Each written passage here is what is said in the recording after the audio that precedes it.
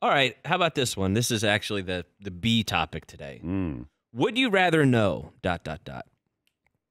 Jim Harbaugh's knowledge in the alleged sign-stealing story, Scandal. or who commissioned the investigation into Michigan allegedly stealing signs?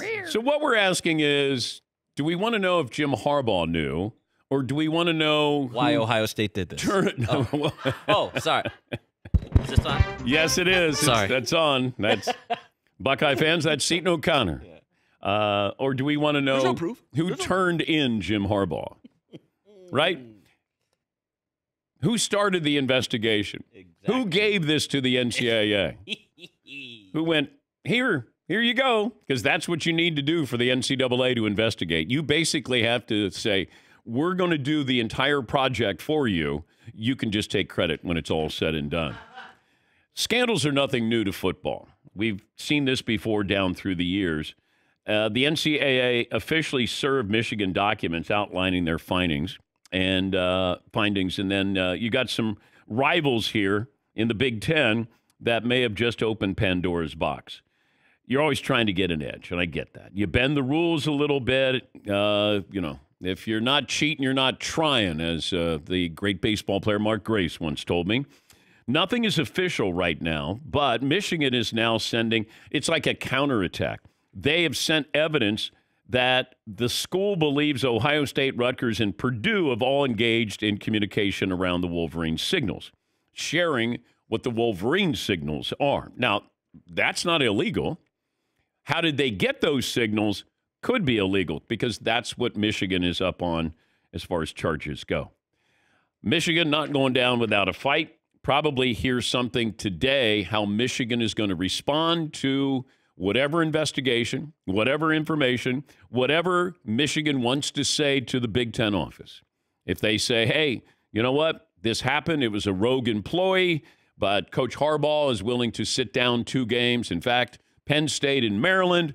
And then if you want to fine him, I think they can fine him up to $10,000 and suspend him for 2 games.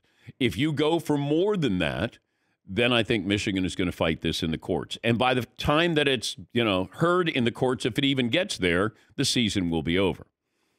The Big Ten doesn't want Michigan under the microscope, not in the playoff picture. Now, Ohio State fans, I'm sure do. But it's in the best interest of the Big Ten for Michigan to continue to be able to play. If we just look at the bottom line, which is the financial part of this, everybody shares. If Michigan plays for the national title, the money that you get playing in those 2 bowl games, that's going to be a windfall for the Big Ten. But is the Big Ten going to go to the mat with Jim Harbaugh? Is Harbaugh going to admit anything? Because so far, he's like, I didn't know anything about this. Well, how can you not know anything about this? Somebody on your staff had to know something about this. If you had somebody who was gathering information, traveling to games, who's he sharing that information? It's not like he went back to his house and went, I've got all of this information. And then what? He wanted to share it. He wanted to impress the coaching staff. And all of a sudden, if you're getting results. Now, here's the other thing. If Michigan did cheat, this is under the sportsmanship, the integrity rules that you have in the Big Ten. Now, that's a vague kind of clause that they have in there, vague charge in there, sportsmanship, integrity. Should they be able to keep these wins?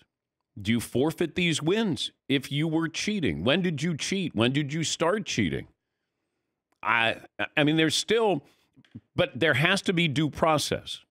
You got analysts who are speaking out of turn saying that Michigan should be, Jim Harbaugh suspended the rest of the year. Michigan shouldn't be able to play in a playoff game. Let's have due process here. It's not time for hot takes. If Michigan's guilty, then they should be punished. The fact that Michigan is saying, hey, well, they're doing stuff, that's usually what happens when you get caught doing something, and then you say, well, he's doing it too, and then you decide if you want to punish anybody in this situation. So it's a fluid situation going on with Michigan. They have a game against Penn State, a game they could lose this weekend. I think they're only a 3-point favorite, maybe, at Penn State. So That would be interesting to see what would happen. What do you have, Paulie? Michigan giving 5 at Penn State. Okay. But, yeah, it's still going on, and we don't have anything that's really concrete. I don't know about this Connor Stallions guy. Was he on the sidelines? How did he get on the sidelines? He resigned. Why did he resign? Did you do anything wrong? If you didn't do anything wrong, why'd you resign? So I have a ton of questions here, and we don't have answers. But everybody wants to go to the bottom line. They want to go to the end of the story. You want to suspend Harbaugh? I couldn't care less. Suspend him. I don't care. But you have people who are picking sides now. There's pro-Michigan, pro-Jim Harbaugh, and then there's everybody else. Like, we're picking sides on this. How about we cover it? How about we report on it? How about we ask questions on this? Everything's a hot take. You know? And everybody wants to get to, the end of the story and then wrap it up and then move on. How about we do some reporting? And there are some people doing some great reporting. ESPN and Yahoo Sports, The Athletic, they're doing some good things here. But this is a big story, potentially a really big story. Now, you can even have analysts who say the following. Well, it's a stupid rule. So is deflating a football, but it's a rule. And then when you break a rule and then you cover up, that's when it really hits home with the NCAA or the Big Ten. Jim Harbaugh has already issued a statement. He didn't know anything. Well, if you didn't know anything, you can't backtrack. You didn't know anything? This guy, did you ever talk to him? Who was he sharing the information with? If I'm the Big Ten, I bring in the offensive and defensive coordinator at Michigan. And I just say, guys, I need a statement. Make a statement. You guys want to go back and workshop it? Make a statement. Nobody knew anything about this. You're going to give him a couple minutes to workshop it? Yes. They're all workshopped. But I need to have it on record that you got no information from this guy, Connor Stallions. And if that's the case, now we're going to let this play out. And if you share signals or information, that happens all the time. When you look at the underlings on coaching staffs, you got a lot of guys who worked with guys, cross paths with guys. Hey, I can help you. Oh, you're playing Michigan? Hey, keep an eye out on this. You know what? They like to do that. That happens all the time. Remember when some analysts came out and said that college coaches were ganging up on Colorado, giving Oregon information on Colorado? Oregon didn't need any information. All they needed to know was when was Colorado showing up? What time was the game? Because they were going to rough them up. But you share information. These assistants do this all the time. But how did you get your information? And did you get it in the same means that Michigan did or is alleged to have? So I keep telling my guys that when we approach this story, I said, what is new? Because I want the audience to know, is there something really here? Instead of, hey, let's spend a lot of time. I find it fascinating because I just don't believe you can have a coaching staff and have somebody on your coaching staff you hired, and then you don't go, hey, where's Connor this weekend? Oh, he's at Central Michigan. What's he doing? Oh, he's just gathering information. Hey, don't tell coach. Okay. And then does the assistant coach go, hey, don't tell coach. I want to get all the credit. I mean, I got a Heisman Trophy candidate out there. Our defense is one of the top 5 in the country.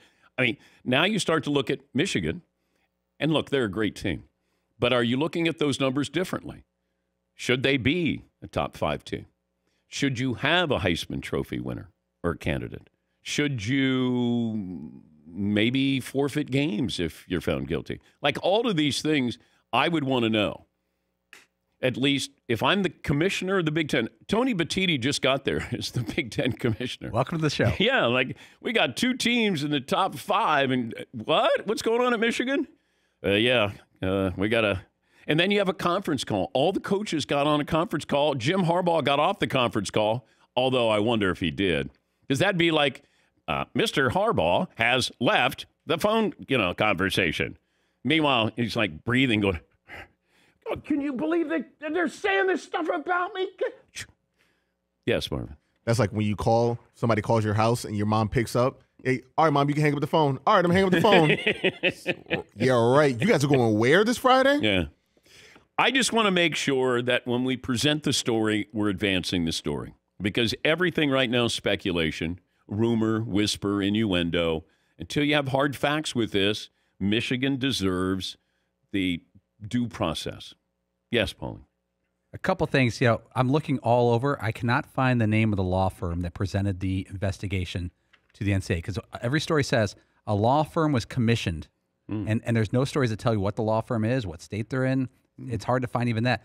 There's also a lot of people that, let's say it's even the investigation, air quote, proves Jim Harbaugh didn't have knowledge of this as it was going on or during it. There's a lot of people who don't care about that. They'll say he should have. But if your coaching staff benefited from this and had information that was surreptitiously gathered, you're going to be punished. The investigation of Pat Fitzgerald and with the hazing at Northwestern, the in-house investigation said we have no proof that he had knowledge of it. Even with that, he got fired.